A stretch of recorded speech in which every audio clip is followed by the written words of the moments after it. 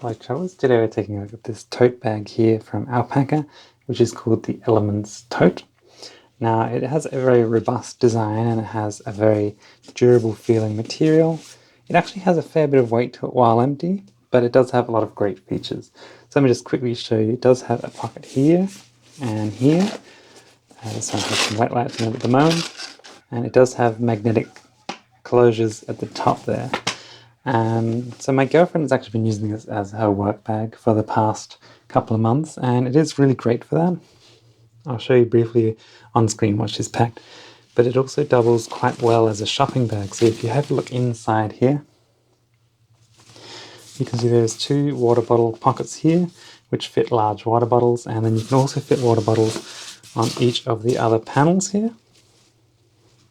Each of the other pockets also.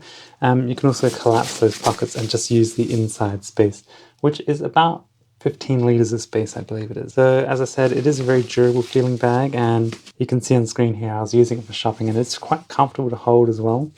The straps have a stitched folded over area here, which again make the candles quite comfortable to hold. The only thing I would probably suggest a change would be to put some sort of loop buckles here on the outside, so that you could perhaps put like an additional shoulder strap on there if you did want another way to carry it.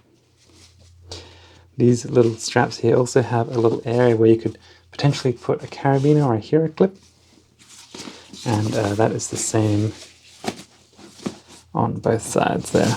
So just a quick look there at the Alpaka gear.